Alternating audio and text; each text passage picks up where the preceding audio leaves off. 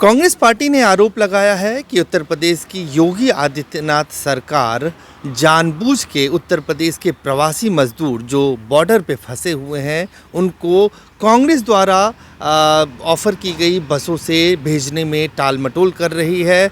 और कांग्रेस पार्टी ने सहायता करने की दृष्टि से 16 मई को कांग्रेस महासचिव प्रियंका गांधी ने पहली बार पत्र लिखा था योगी आदित्यनाथ सरकार को, जिसमें प्रियंका गांधी ने ये ऑफ़र दिया था कि कांग्रेस पार्टी अपने खर्चे पर उत्तर प्रदेश के प्रवासी मजदूरों को उनके घरों तक पहुंचाने का काम करेगी।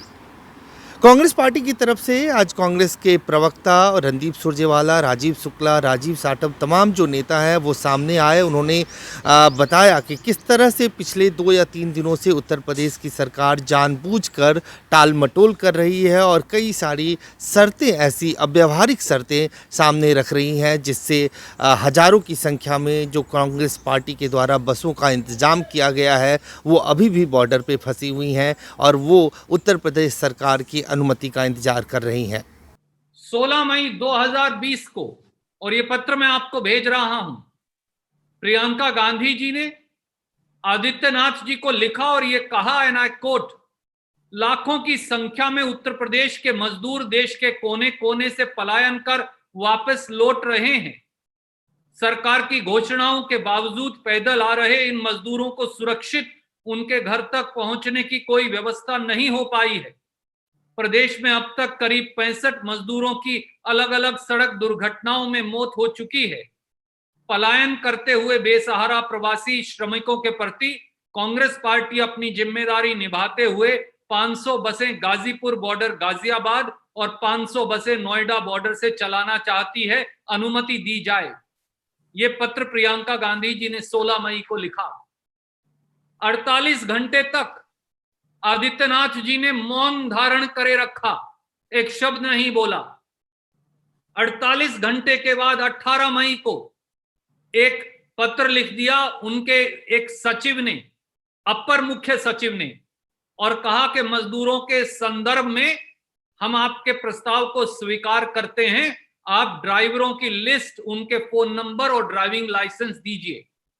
प्रियंका जी ने और कांग्रेस पार्टी ने आगे बढ़कर इसका स्वागत किया और 18 मई उसी दिन घंटों के अंदर हमने ईमेल के माध्यम से वो लिस्ट दी और बाकायदा पत्र लिखकर सूचित किया और कहा, एंड आई कोट अगेन, हम कल यानी 19 मई को बसों को दोबारा बॉर्डर पर चलने को तैयार कर देंगे। 1000 बसों से अधिक की सूची इस ईमेल के साथ अटैच की गई है। 1096 बसों की सूची हमने दी और कहा इनमें से कुछ चालकों का दोबारा वेरिफिकेशन कर उनकी सूची भी कुछ घंटों में आप तक पहुंचा देंगे। 18 मई को हम ये पत्र लिखते हैं, पूरा दिन निकल जाता है, कोई जवाब आदित्यनाथ जी का आता नहीं। रात को 11:40 पर, साथियों समय देखिए, मंशा देखिए, दुर्भावना देखिए, निर्दयता देखिए, राजनीतिकरण देखिए, पक्षपात देखिए, संवेदनहीनता देखिए।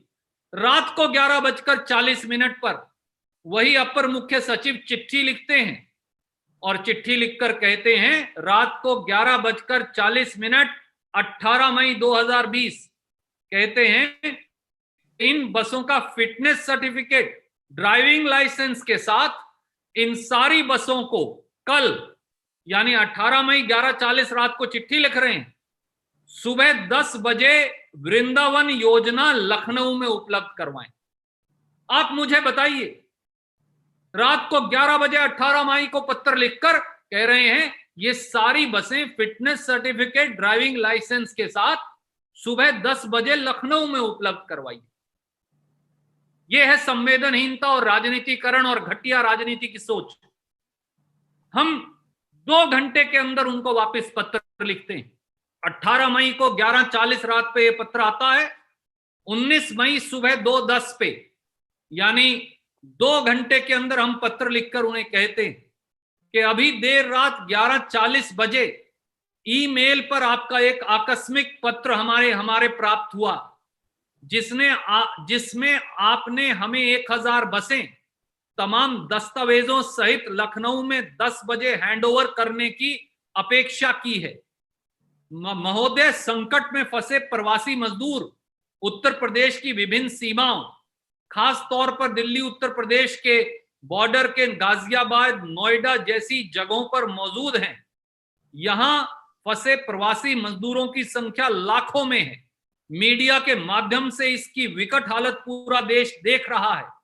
ऐसे में जब हजारों मजदूर सड़क पर पैदल चल रहे हैं, उत्तर प्रदेश के बॉर्डर पर आप लाखों का पंजीकरण कर रहे हैं, तब 1000 खाली बसों को उत्तर प्रदेश बॉर्डर से लखनऊ तक खाली ले जाने का क्या औचित्य है? कोई औचित्य नहीं। ये केवल समय और संसाधनों की बर्बादी होगी। 2 घंटे में हम ये पत्र लिखते और अगले दिन 11:05 पर जवाब आता है कि अच्छा, अब लखनऊ मत दीजिए, अब आप ये सारी बसें 500 बसें नोएडा और 500 बसें गौतम बुद्ध नगर में 12 बजे तक उपलब्ध करवाइए। बदनीयती की हद देख लीजिए। 19 मई 2020 को 11:05 पर पत्र लिखकर 12 बजे तक आप 1000 बसें मांग रहे हैं और उसके साथ 4 शर्तें लगा देते हैं। कहते हैं बस का परमिट भी दीजिए सर्टिफाई करवाकर, बस का फिटनेस सर्टिफिकेट भी दीजिए, बस की इंश्योरेंस भी दीजिए, बस का ड्राइविंग लाइसेंस का अलग से कॉपी दीजिए, और ये सब 1 घंटे के अंदर 1000 बसें इन बॉर्डर्स के ऊपर उपलब्ध करवाई। ये हालत है। उसके बावजूद भी हम 12:15 पर, यानी 1 घंटा 10 मिनट के अंदर फिर पत्र लिखते हैं और कहते हैं कि आपका पत्र 19/5/2020 11:05 सुबह मिला। इस संदर्भ में बताना चाहते हैं कि कुछ बसें राजस्थान से आ रही हैं और कुछ बसें दिल्ली से। 5 बजे तक हम सारी बसें उपलब्ध करवा देंगे और ये एक ऐतिहासिक कदम होगा अगर उत्तर प्रदेश सरकार कांग्रेस के साथ मिलकर सेवा का ये कदम उठाएगी। दोस्तों, साथियों, उत्तर प्रदेश की सरकार का व्यवहार देखिए। पहले कहते हैं, रात को 11:40 पर कहते हैं कि सुबह 10 बजे तक 1000 बसें लखनऊ लेकर आओ।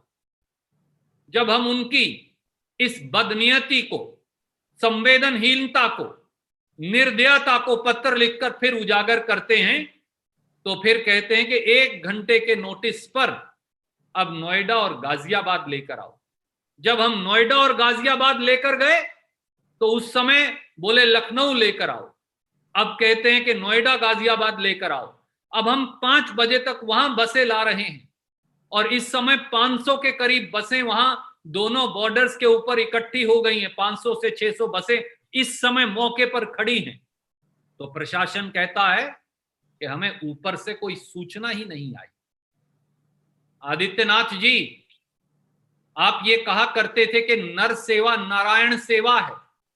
अगर मोदी जी की रैली हो तो हजारों बसें उपलब्ध हैं, भोजन भी उपलब्ध है, पर जब उत्तर प्रदेश के गरीब साधारण मजदूर को सैकड़ों किलोमीटर नंगे पांव छाले लेकर, बच्चे को कोख में उठाकर, सामान पीठ पर लादकर, थके हारे भूखे प्यासे बगैर भोजन और दवाई के अपने घर वापस जाना हो, तो फिर प्रियंका गांधी वड्रा जी और कांग्रेस पार्टी के साथियों की बसें भी आपको मंजूर नहीं, उसके अंदर भी आप घटिया और सस्ती राजनीति करेंगे। इससे ज्यादा शर्म की बात किसी राजनीतिक दल और सरकार के लिए हो ही नहीं सकती। कांग्रेस पार्टी का ये आरोप है कि आगरा के बॉर्डर पर अभी भी 600 से 700 बसें पहुंच चुकी हैं, लेकिन वहां का जो आगरा प्रशासन है वो बार बार इस बात को कह रहा है कि उन्हें इस बात की जानकारी ही नहीं है कि इन बसों को नोएडा और गाजियाबाद की सीमा तक भेजा जाए। इस बात का उनको कोई निर्देश नहीं दिया गया है। कुल मिलाकर उत्तर प्रदेश के हजारों और लाखों की संख्या में जो प्रवासी मजदूर अलग अलग राज्यों की सीमाओं पे फंसे हैं और ख़ासतौर से जो दिल्ली और यूपी के बॉर्डर पे फंसे हैं उनको नहीं भेजा जा रहा है या नहीं भेज पा रही है कांग्रेस की वो बसें जो 600 से 700 की संख्या में बॉर्डर पे हैं और जिनकी तस्वीरें लगातार सोशल मीडिया के माध्यम से आ रही हैं। बहरहाल ये पूरा मामला फंसा हुआ है, इस पे पेच फंसा हुआ है। लगातार कांग्रेस पार्टी योगी आदित्यनाथ सरकार को ये कह रही है कि अगर आप अपने प्रवासी मजदूरों का मदद करना चाहते हैं तो कांग्रेस के द्वारा सहायता की दृष्टि से जो ये कदम उठाया गया है उसमें योगी सरकार सहयोग करे, न कि अरंगा डाले।